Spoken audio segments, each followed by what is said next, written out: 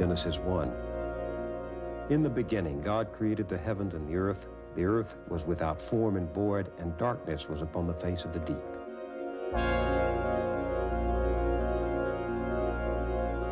This is the song of the world from a legend of the Pima Indians. In the beginning, there was only darkness everywhere, darkness and water. And the darkness gathered thick in places, crowding together and then separating, crowding and separating. And the Spirit of God was moving over the face of the waters, and God said, "Let there be light." And this is from the Hindu Upanishads. In the beginning, there was only the great self reflected in the form of a person. Reflecting, it found nothing but itself. Then its first word was, "This am I."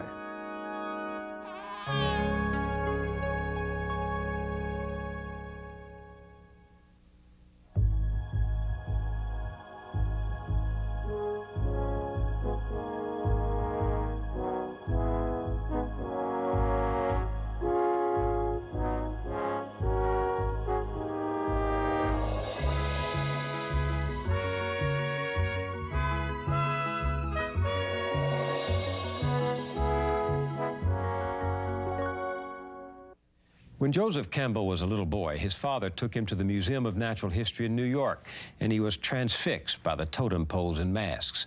Who made them, he wondered? What did they mean? He began to read everything he could about Indians, their myths and legends. By 10, he was into the pursuit that made him one of the world's leading scholars of mythology and one of the most exciting teachers of our time. It was said that he could make the bones of folklore and anthropology live. The driving idea of his life was to understand the power of the stories and legends of the human race, especially those common themes and deep principles which energized our imagination down through the ages. The jealous God of Abraham is not the God of the stories of India, who shows neither wrath nor mercy. But however the mystic traditions differ, Campbell said, they're in accord in this respect. They call men and women to a deeper awareness of the very act of living itself, and they guide us through trials and traumas from birth to death. Joseph Campbell once said to his students at Sarah Lawrence College, "If you really want to help this world, what you will have to teach is how to live in it." That's what he taught. Over the last 2 summers of his life, in hours of conversations recorded in the library of Lucasfilm in California, we talked about how mythology can still awaken a sense of awe, gratitude, and even rapture.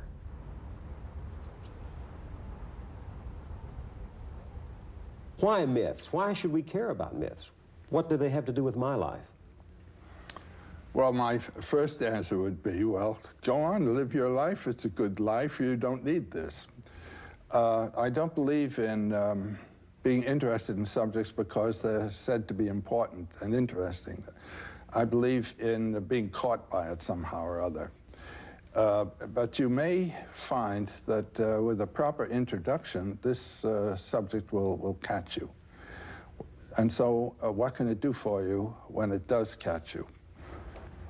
These bits of information from ancient times, which have to do with the themes that have supported man's life, built civilizations, informed religions over the millennia, have to do with deep inner problems, inner mysteries, inner thresholds of passage. And if you don't know what the guide signs are along the way, you have to work it out yourself. But once this catches you, there is always such a feeling from one or another of these traditions of information of a deep, rich, life-vivifying sort that you want to give it up. So myths are stories of the search by men and women through the ages for meaning, for significance, to make life signify, to touch the eternal, to understand the mysterious, to find out who we are. People say that what we're all seeking is a meaning for life. I don't think that's what we're really seeking. I think what we're seeking is an experience of being alive, so that the life experiences that we have on the purely physical plane will have resonances within that are those of our own innermost being and reality. And so that we actually feel the rapture of being alive. That's what it's all finally about, and that's what these clues help us to find within ourselves. Myths are clues? Myths are clues to the spiritual potentialities of the human life. What we're capable of knowing within? Yes. And experiencing within. Yes. I liked you changed the definition of a myth from the search for meaning to the experience of meaning. The experience. The experience of life. The experience of life. The mind has to do with meaning. In here, what's the meaning of a flower? That Zen story of the sermon of the Buddha when his whole company was gathered and he simply lifted a flower. And there was only one man, Kashyapa, who gave him a sign with his eye that he understood what was said. What's the meaning of the universe? What's the meaning of a flea? It's just there, that's it. And your own meaning is that you're there. Now we are so engaged in doing things to achieve purposes of outer value that we forget that the inner value, the rapture that is associated with being alive is what it's all about. Now, we want to think about God. God is a thought. God is a name. God is an idea. But its reference is to something that transcends all thinking. The ultimate mystery of being is beyond all categories of thought. My friend Heinrich Zimmer of years ago used to say, the best things can't be told because they transcend thought. The second best are misunderstood because those are the thoughts that are supposed to refer to that which can't be thought about, you know? And one gets stuck with the thoughts. The third best are what we talk about, you see? And a myth is that field of reference, metaphors referring to what is absolutely transcendent. What can't be known. What can't be known. Or can't be named. Yes. Except in our own feeble attempt to clothe it in language. And the ultimate word in our language for that which is transcendent is God. Do you remember what went through your mind the first time you saw Michelangelo's creation? By the time I became aware of that, my notion of divinity was not quite so personal, you know? The idea of God, that he's a bearded old man of some kind with certain not very pleasant temperament. That is, I would say, a sort of materialistic way of talking about the transcendent. There's just the opposite of it, found on an island in the harbor of Bombay from around the 8th century. This is a wonderful cave. You enter the cave from a bright sky. Of course, moving into the darkness, your eyes are blanked out. But if you just keep walking slowly, gradually the eyes adjust, and this enormous thing, it's about 19 feet high and 19 feet across. The central head is the mask of eternity. This is the mask of God. Mask of eternity. That is the metaphor through which eternity is to be experienced as a radiance. And these other two figures? Whenever one moves out of the transcendent, one comes into a field of opposites. These two pairs of opposites come forth as male and female from the two sides. One has eaten of the tree of the knowledge, not only of good and evil, but of male and female, of right and wrong, of this and that, of light and dark. Everything in the field of time is dual, past and future, dead and alive. All this, being and non-being, is, isn't. And what's the significance of them being beside the mask of God, the mask of eternity? What is this sculpture saying to us? The mask represents the middle, and the two represent the two opposites. And they always come in pairs. And put your mind in the middle. Most of us put our minds on the side of the good against what we think of as evil.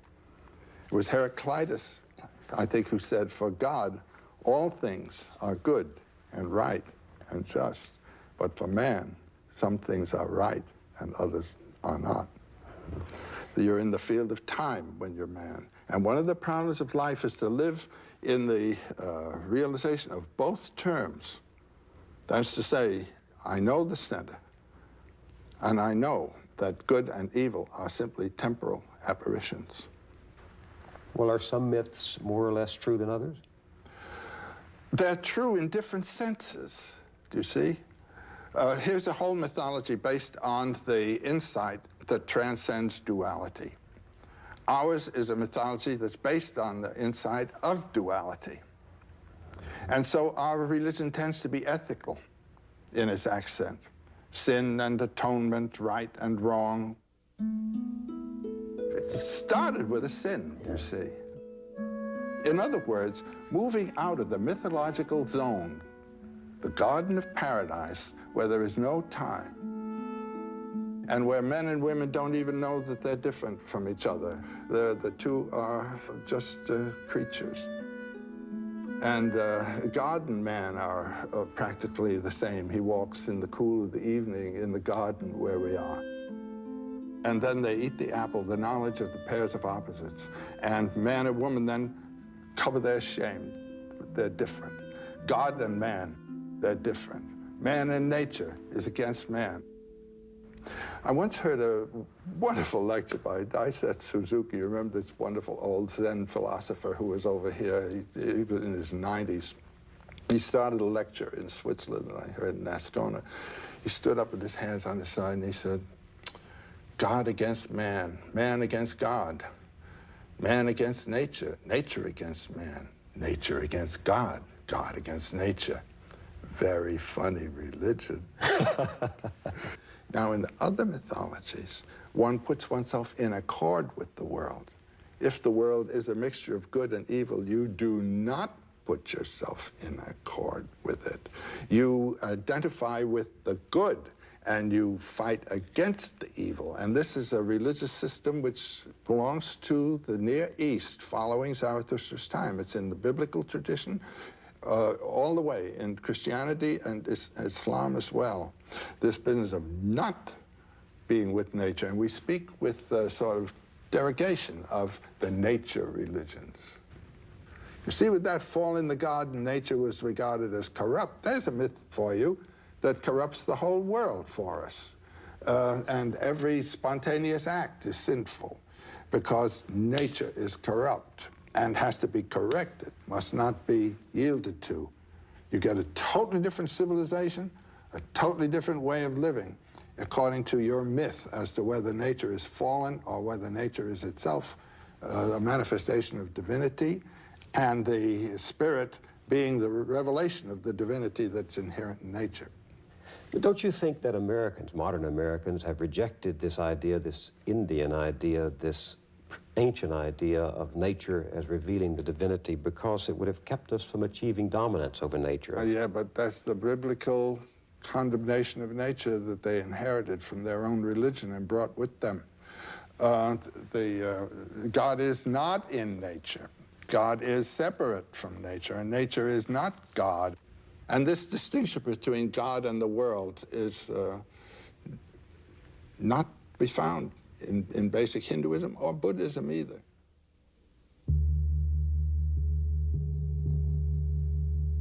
I'll never forget the experience I had when I was in Japan. To be in a place that never heard of the fall in the Garden of Eden. To be in a place where I can read in one of the Shinto texts, the processes of nature cannot be evil. When every impulse, every natural impulse is not to be corrected, but to be sublimated, you know, to be beautified. And the glorious interest in the beauty of nature and cooperation with nature and coordination, so that in some of those gardens you don't know where nature begins and art ends. This to me was a tremendous experience, and it's another mythology. Speaking of different mythologies, let's just have a little fun here. I took these from your atlas. Oh, yes? I'll read Genesis. I'll read from Genesis, and then you identify and read from the corresponding text. Yes. Genesis 1. So God created man in his own image. In the image of God he created him. Male and female he created them. Then God blessed them, and God said to them, be fruitful and multiply. And now this is from a legend of the Basari people of West Africa. Unumbote made a human being. Its name was man. Unumbote next made an antelope, named antelope. Unumbote made a snake, named snake. And Unumbote said to them, the earth has not yet been pounded. You must pound the ground smooth where you are sitting. Unumbote gave them seeds of all kinds and said, go plant these. And Genesis 1. And God saw everything that he had made, and behold, it was very good. And from the Upanishad, then he realized, I indeed am this creation, for I have poured it forth from myself. In that way, he became this creation. And verily, he who knows this becomes in this creation a creator. That's the clincher there. Yeah. When you know this, then you've identified with the creative principle yourself, which is the God power in the world, which means in you. It's beautiful. What do you think we're looking for when we subscribe to one of these theories of creation, one of these stories of creation? What are we looking for? Well, I think what we're looking for is a way of experiencing the world in which we are living that will open to us the transcendent, that informs it, and at the same time informs ourselves within it. That's what people want. That's what the soul asks for. You mean we're looking for some accord with the mystery that informs all things, that what you call that vast ground of silence, which we all share? Yes, but not only to find it, but to find it actually in our environment, in our world, to recognize it, to have some kind of instruction that will enable us to see the divine presence.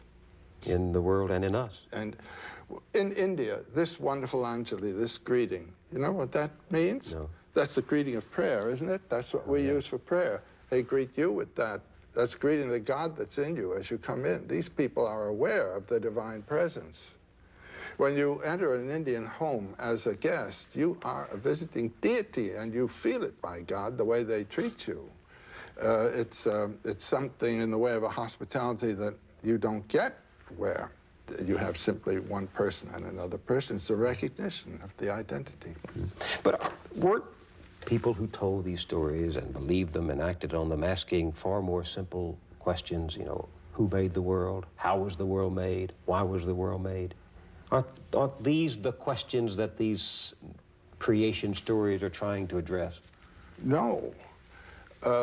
It's through that answer that they see that the Creator is present in the whole world.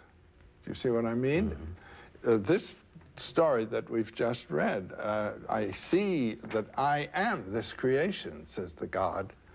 Or when you see that God says he is the creation, and then you are a creature, well, the God is within you, and the man you're talking to also. And so there's that realization, two aspects of the one divinity. Accord again, harmony again. Wonderful thing. Yeah. Let me ask you some questions about these common features in these stories, the significance of the forbidden fruit. Well, there's this standard folk tale motif called the one forbidden thing. Remember in Bluebeard, don't open that closet, you know? And then one always does it. And in the Old Testament story, God gives the one forbidden thing, and he knows very well. Now I'm interpreting God. He knows very well that man's going to eat the forbidden fruit, but it's by doing that that man becomes the initiator of his own life. Life really begins with that. I also find in some of these early stories the human tendency to find someone to blame. Let me read Genesis 1, then I'll ask you to read one from the Basari legend. Right. Genesis 1, and God said, have you eaten from the tree which I commanded you that you should not eat? Then the man said, the woman whom you gave to be with me, she gave me of the tree, and I ate. And the Lord God said to the woman, what is this you've done? And the woman said, the serpent deceived me, and I ate. I mean, you talk about buck passing, it starts very early. That's right. And then there's the Basari legend. It's been tough on serpents, too. One day, Snake said, "We too should eat these fruits. Why must we go hungry?" Antelope said, "But we don't know anything about this fruit." Then man and his wife took some of the fruit and ate it. Unumbate came down from the sky and asked, "Who ate the fruit?" They answered, "We did." Unumbate asked, "Who told you that you could eat that fruit?" They replied, "Snake did." It's the same Poor story. Snake. It's the same What do you story. make of this, that in all of these stories, the principal actors are pointing to someone else as the initiator of the fall? Yeah, but it turns out to be Snake. And Snake in both of these stories is the symbol of life throwing off the past and continuing to live. Why? The power of life, because the snake sheds its skin, just as the moon sheds its shadow. The snake in most cultures is positive. Even the most poisonous thing in India, the cobra, is a sacred animal. And the serpent, the Naga, the serpent king, Nagaraja, is the next thing to the Buddha. Because the serpent represents the power of life in the field of time to throw off death. And the Buddha represents the power of life in the field of eternity to be eternally alive. Now, I saw a fantastic thing of a Burmese priestess, a snake priestess, who had to bring rain to her people by calling a king cobra from his den and kissing him 3 times on the nose. There was the cobra, the giver of life, the giver of rain, which is of life, as a divine, positive, not negative figure. The Christian story has turned it around because the serpent was the seducer. Well, what that amounts to is a refusal to affirm life. Life is evil in this view. Every natural impulse is sinful unless you've been baptized or circumcised in this tradition that we've inherited, for heaven's sakes. By having been the tempter, women have paid a great price because in mythology, some of this mythology, they are the ones who led to the downfall. Of course they did. I mean, they represent life. Man doesn't enter life except by woman. And so it is woman who brings us into the world of polarities and a pair of opposites and suffering and all. But I think it's a really childish attitude to say no to life with all its pain, you know? To say this is something that should not have been. Schopenhauer, in one of his marvelous chapters, I think it's in The World's Will and Idea, says, life is something that should not have been. It is, in its very essence and character, a terrible thing to consider. This business of living by killing and eating. I mean, it's in sin in terms of all ethical judgments all the time. As Zorba says, you know, trouble? Life is trouble. That's it. Only death is no trouble. And when people say to me, you know, do you have optimism about the world, you know, how terrible it is? I said, yes, just say it's great. Just the way it is.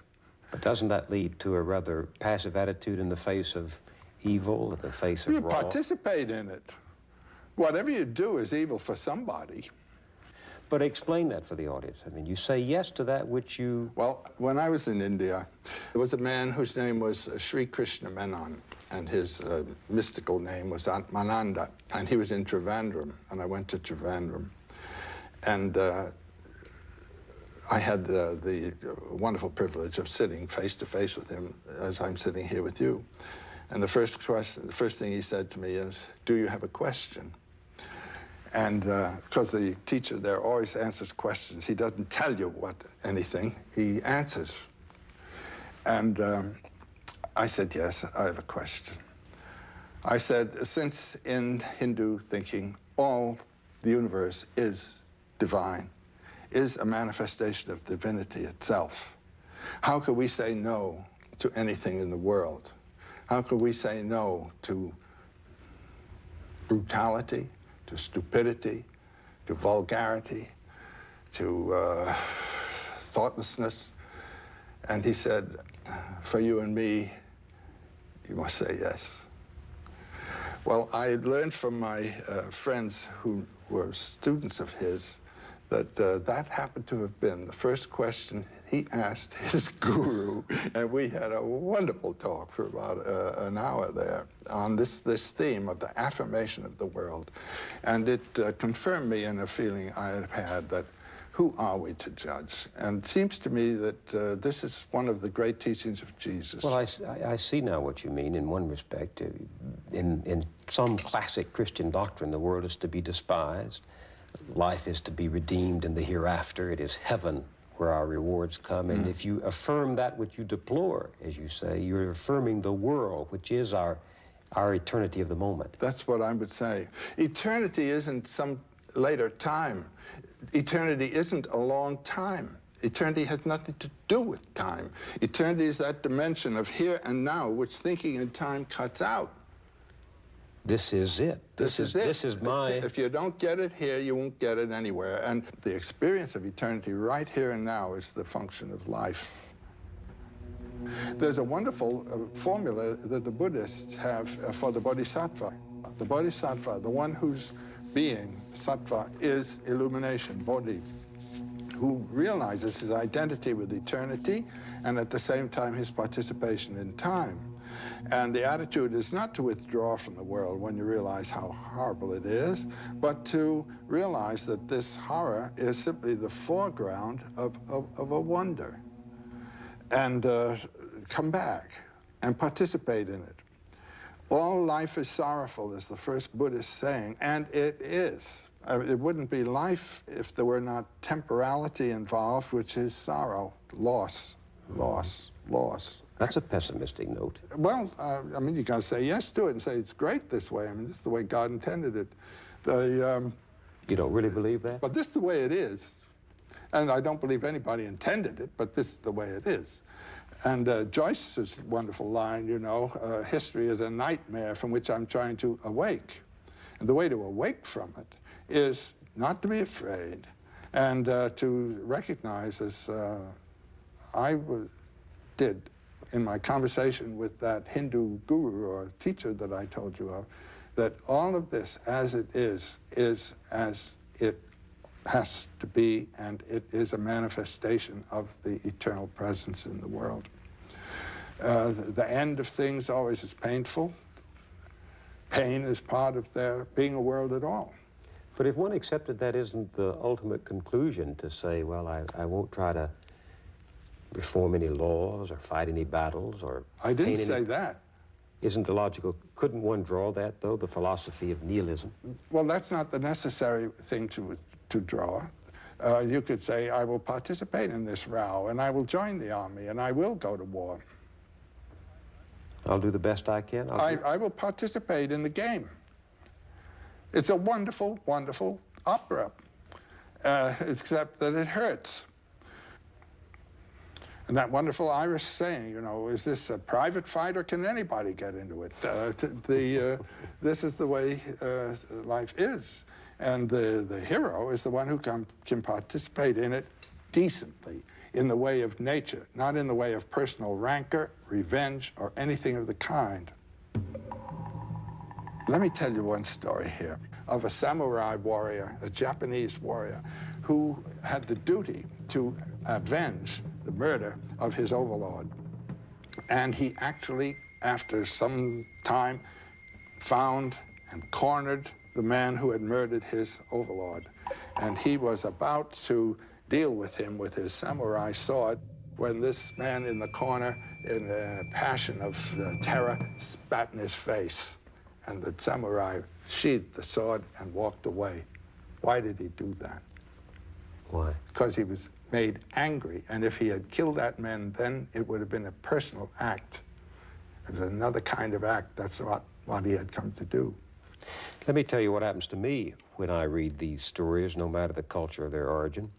I feel first this sense of wonder at the spectacle of the human imagination, simply groping to try to understand this existence. Does that ever happen to you? I tell you, mythology I think of as the homeland of the muses. the inspirers of art, the inspirers of poetry. And to see life as a poem and yourself participating in a poem is what the myth does for you. What do you mean, a poem? I mean a vocabulary in the form not of words, but of acts and adventures, which is connotative, which connotes something transcendent of the action here, and which yet informs the whole thing, so that you always feel in accord with the universal being. Well, the interesting thing to me is that far from undermining my faith, your work in mythology has liberated my faith from the cultural prisons to which it had been sentenced. It liberated my own. I know it's going to do it with everybody who really gets the message. Every mythology, every religion is true in this sense. It is true as metaphorical of the human and cosmic mystery. But when it gets stuck to the metaphor, then you're in trouble. The metaphor being?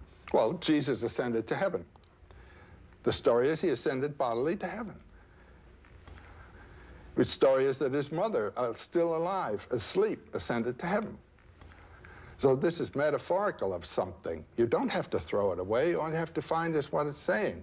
What do you think it is saying? What it's saying is he didn't go out there, he went in here, which is where you must go too, and ascend to heaven through the inward space to that source from which you and all life came. That's the sense of that. But aren't you undermining one of the great cardinal doctrines of the traditional classic Christian faith, the death, the burial, and the resurrection of Jesus prefiguring our own and overcoming the body with a higher physical truth? Well, that would be what I would call the mistaken reading of the symbol. That's reading it in terms of prose instead of in terms of poetry. That's reading a metaphor in terms of the denotation instead of in terms of the connotation. You understand that? It's a purely literary problem. The poetry gets to the unseen reality. That which is beyond even the concept of reality. It's that which transcends all thought. It's putting you there all the time, and in some way giving you a line to connect with that mystery which you are. And the myths do it, by gosh, they do it. Now, according to the normal way of thinking about the Christian religion, we cannot identify with Jesus. We have to imitate Jesus, but to say, I am God, as Jesus said, is for us blasphemy. However, in the Thomas Gospel, Jesus says, he who drinks from my mouth will become as I am, and I shall be he. Wow, that's Buddhism. We are all manifestations of Buddha consciousness, only don't know it. And the Buddha, the word means the one who waked up, bod, to wake, woke up to the fact that he was Buddha consciousness.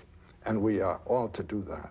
To wake up to our Jesus within us. This is blasphemy in the normal way of thinking in Christianity, but it's the very essence of Gnosticism and of the Thomas Gospel. And heaven, that desired goal of most people, is within us? Heaven and hell are within us, and all the gods are within us. This is the great realization of the Upanishads of India already in the 9th century BC. All the gods, all the heavens, all the worlds are within us. They are magnified dreams. And what dreams are manifestations in image form of the energies of the body in conflict with each other. And that's all myth is. Myth is a manifestation in symbolic images, metaphorical images of the energies within us, moved by the organs of the body, in conflict with each other. This organ wants this organ wants this. The brain is one of the organs. So when we dream, are we fishing in some vast ocean of mythology that it goes down and down and down. And you can get all mixed up with complexes, you know, things like that, but you're standing on the Lord of the Abyss, really. There's a Polynesian saying that frequently comes to my mind, standing on a whale, fishing for minnows. We are standing on a whale. The ground of being is the ground of our being. And outward turned, we see all these little problems here, but inward, we are the source of them all. That's the big mystical teaching. You've seen what's happened to primitive societies that are unsettled by white man's civilization. They go to pieces, they disintegrate, they succumb to vice and disease. And isn't that the same thing that's been happening to us since our myths began to disappear? Absolutely it is. Isn't that why conservative religious folk today are calling for a return to the old-time religion? That's right. I understand their yearning. In my youth, I had fixed stars. They comforted me with their permanence. They gave me a known horizon. They told me that there's a loving, kind, and just Father out there looking down on me, ready to receive me, thinking of my concerns all the time. Now science, medicine, has made it a house cleaning of belief. And I wonder what happens to children who don't have that fixed star, that known horizon, those myths to sustain them. All they have to do is read the newspaper. I mean, it's a mess. But what the myth has to provide, I mean, just on this immediate level of life instruction, the pedagogical aspect of myth, it has to give life models. And the models have to be appropriate to the possibilities of the time in which you're living. And our time has changed, and it's changed and changed, and it continues to change so fast that what was proper 50 years ago is not proper today. So the virtues of the past are the vices of today. And many of what were thought to be the vices of the past are the necessities of today. And the moral order has to catch up with the moral necessities of actual life in time, here and now. And that's what it's not doing. And that's why it's ridiculous to go back to the old-time religion. A friend of mine composed a song based on the old-time religion. Give me the old-time religion. Let us worship Zarathustra just the way we used to. On a Zarathustra booster, he's good enough for me. Let us worship Aphrodite. She's beautiful but flighty. She doesn't wear a nightie, but she's good enough for me. And when you go back to the old-time religion, you're doing something like that. It belongs to another age, another people, another set of human values, another universe. So the old period of the Old Testament, no one had any idea. The world was a little three-layer cake, and the world consisted of something a few hundred miles around the Near Eastern centers there. No one ever heard of the Aztecs, you know, or of the Chinese even.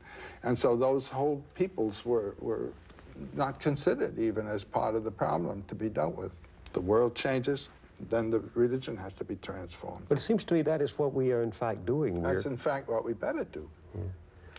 But my notion of what the real horror today is what you see in Beirut, where you have the three great Western religions, Judaism, Christianity, and Islam, and because the three of them have three different names for the same biblical God, they can't get on together. They're stuck with their metaphor and don't realize its reference. So each needs a new myth. Each needs its own myth all the way. Love thy enemy, you know? Open up.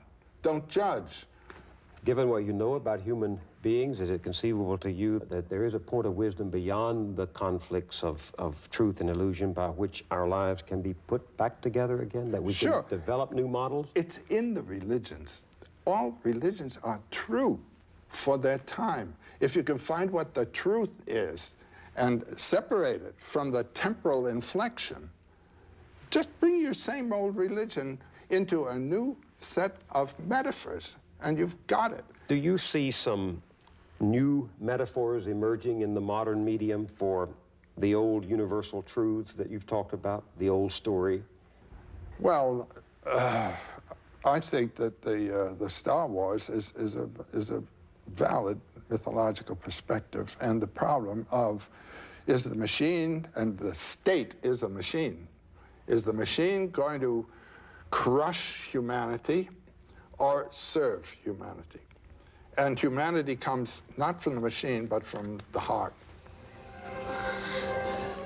Luke, help me take this mask off. But you'll die. I think it was in the Return of the Jedi, when Skywalker unmasks his father. The father had been playing one of these machine roles, a state role. He was the uniform, you know? And the removal of that mask was an undeveloped man there. It was kind of a worm. By being executive of a system, one is not developing one's humanity. I think that George Lucas really did a beautiful thing there. The idea of machine is the idea that we want the world to be made in our image and what we think the world ought to be. Well, the first time anybody made a tool, I mean, taking a stone and chipping it so that you can handle it, that's the beginning of a machine. It's turning out of nature into your service. But then there comes a time when it begins to dictate to you. I'm having a bit this trouble with my computer, actually. Your computer? I just bought one a couple of months ago, and I can't help thinking of it as having a personality there, because it talks back, and it behaves in a whimsical way, and all of that. So I'm personifying that machine. To me, that machine is almost alive. I could mythologize that darn thing. There was a wonderful story about, I think, President Eisenhower, when the computer was first being built. You remember that story? Eisenhower went into a room full of computers, and he puts the question to these machines, is there a God? And they all start up, and there's all those lights flashing and wheels turning and things like that. And after about 10 minutes of that kind of thing, a voice comes forth, and the voice says, now there is. Well, I bought this wonderful machine, IBM machine, and it's there. And I'm rather an authority on God, so I identified the God, and it seems to me an Old Testament God with a lot of rules and no mercy. It's unforgiving. You catch you picking up sticks on Saturday, and you're out, that's all. But isn't it possible to develop toward the computer you're wrestling with at this very moment? Isn't it possible to develop the same kind of attitude of the Pawnee chieftain who said that in the legends of his people, all things speak of Tarawa, all things speak of God? It wasn't a special privileged revelation. God is everywhere in his works, including the computer. Well, indeed so. I mean, the miracle of what happens on that screen, you know, have you ever looked inside one of those things? No. You can't believe it. It's a whole hierarchy of angels, all on slats. And those little tubes, those are miracles. Those are miracles. They are. One can feel a sense of awe. Well, I've had a revelation from my computer about mythology, though. You buy a certain software, and there's a whole set of signals that lead to the achievement of your aim, you know? And once you've set it for, let's say, DW3, enter, if you begin fooling around with signals that belong to another system, they just won't work, that's all. You have a system there, a code, a determined code that requires you to use certain terms. Now, similarly in mythology, each religion is a kind of software that has its own set of signals and will work. It'll work. But suppose you've chosen this one. Now, if a person is really involved in a religion and really building his life on it, he better stay with the software that he's got. But a chap like myself, who likes to play with the various softwares, I can run around, but I probably will never have an experience comparable to that of a saint. But do you think that the machine is inventing new myths for us, or that we with the machine are inventing new myths? Is the machine becoming... No, the myth has to incorporate the machine, just as the old myths incorporated the tools that people used. The forms of the tools and so forth are associated with power systems that are involved in the culture. We have not a mythology that incorporates these. The new powers are being, so to say, surprisingly announced to us by what the machines can do. We can't have a mythology for a long, long time to come. Things are changing too fast. The environment in which we're living is changing too fast for it to become mythologized. You must realize... How do we live without myths then? Well, we're doing it. The individual has to find the aspect of myth that has to do with the conduct of his life. There are a number of services that myths serve. The basic one is opening the world to the dimension of mystery. If you lose that, you don't have a mythology, to realize the mystery that underlies all forms. But then there comes the cosmological aspect of myth, seeing that mystery as manifest through all things. So the universe becomes, as it were, a holy picture. You are always addressed to the transcendent mystery through that. But then there's another function, and that's the sociological one of validating and maintaining a certain society. That is the side of the thing that has taken over in our world. What do you mean? Ethical laws, the laws of life in the society, all of Yahweh's pages and pages and pages of what kind of clothes to wear, how to behave to each other, and all that. You see, in terms of the values of this particular society. But then there's a fourth function of myth, and this is the one that I think today everyone must try to relate to. That's the pedagogical function, how to live a human lifetime under any circumstances. Myth can tell you that. And there's a wonderful story in one of the Upanishads, the Brahma Vaivarta Upanishad, of Indra, this god who is the counterpart, really, of Yahweh. He is the god patron of a certain people and of historical life and time, with all kinds of rules for people to live by and that sort of thing. And there was a time when a great monster named Vritra had closed all the waters of the earth. And so there was a drought, a terrible drought, and the world was in very bad condition. Well, it took this god, Indra, quite a while to realize that he had a box of thunderbolts there, and all he had to do was drop a thunderbolt in Vritra, and that would blow him up. And when he did that, of course, he blew Vritra up, and the waters flowed, and the world was refreshed. And he said, what a great boy am I. So thinking, what a great boy am I, he goes up to the cosmic mountain, which is the central mountain of the world. And so he decided he would build a new world up there, a new city, and particularly his palace was going to be a palace worthy of such as he.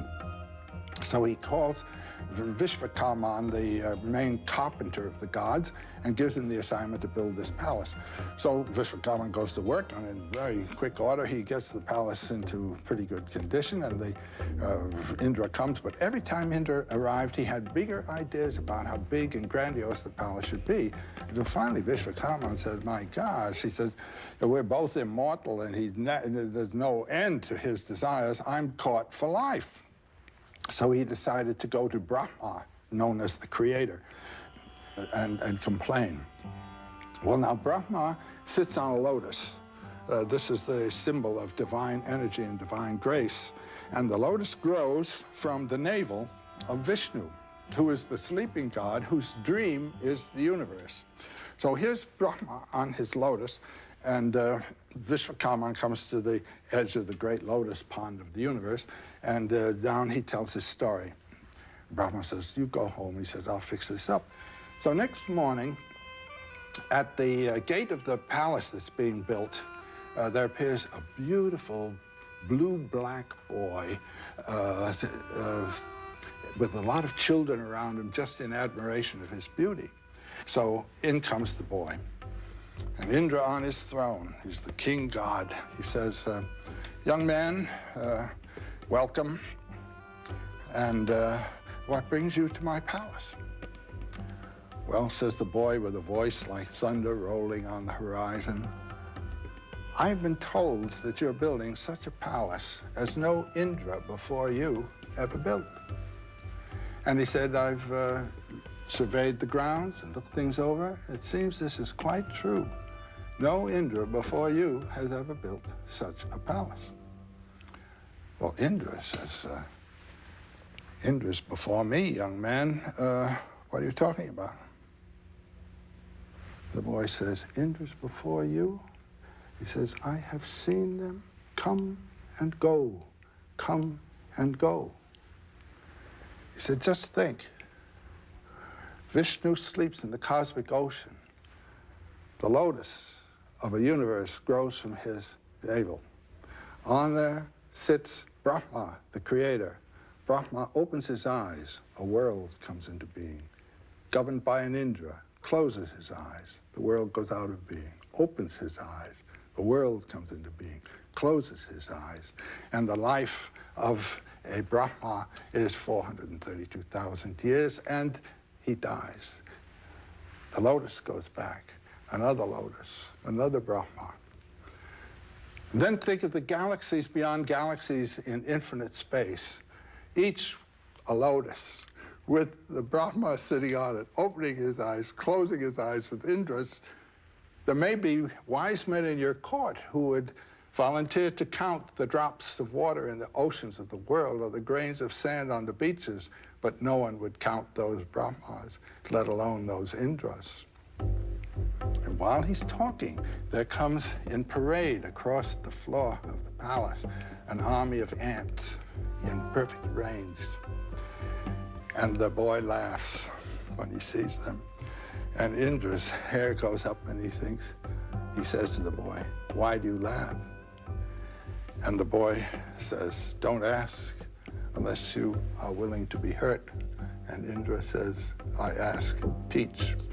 The boy says, "Former Indras all."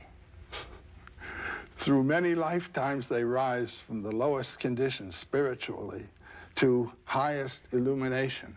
And then they drop their thunderbolt in Vritra and they think, "What a good boy am I," and down they go again. And then Indra sits there on the throne and he's completely disillusioned, completely shot, and he thinks, "Oh, let's quit the building of this palace." He calls Vishvakarma and says, "You're dismissed, you don't have to." So Vishvakarma got his intention. He's dismissed from the job, and there's no more house building going on. And Indra decides, "I'm going out and be a yogi and just meditate on the lotus feet of Vishnu." But he has a beautiful queen named Indrani. And when Indrani hears this, she goes to the priest, the chaplain of the gods, and she says, "Now he's got this idea in his head. He's going out to become a yogi." "Well," says the Brahmin, "come in with me, darling, and we'll sit down and I'll fix this up."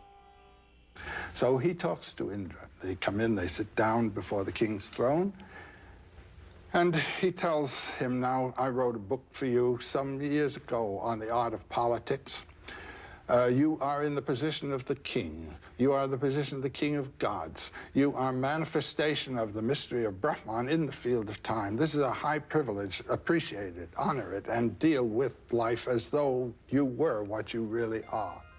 And with this set of instructions, Indra gives up his idea of going out becoming a yogi and finds that in life he can represent the eternal in the way of a symbol, you might say, of the Brahman and the ultimate truth. So each of us is, in a way, the Indra of his own life. And you can make a choice either to go out and in the forest and meditate and throw it all off, or stay in the world and in the life either of your job, which is the kingly job of the politics and achievement, and as well in the love life with your wife and family, you are realizing the truth. Now, this is a very nice myth, it seems to me. Do we ever know the truth? Do we ever find it? Well, each person can have his own depth experience and some conviction of being in touch with his own Sat Chit Ananda, his own being, true consciousness and true bliss. But the religious people tell us we really won't experience it till we go to heaven, you know, till you die. I believe in having as much as you can of this experience while you're alive. My bliss is now. And I think in heaven you'll be having such a marvelous time looking at God that you won't get your own experience at all. That's not the place to have it. Here's the place to have the experience. Here and now. Here and now.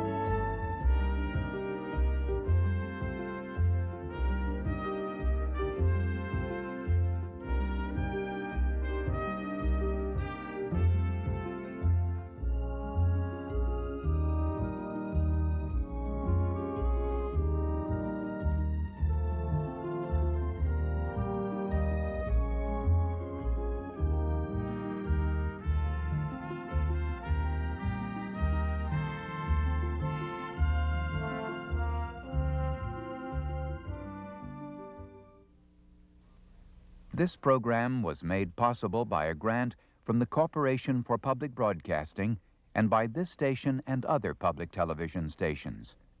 Additional funding was provided by the John D. and Catherine T. MacArthur Foundation.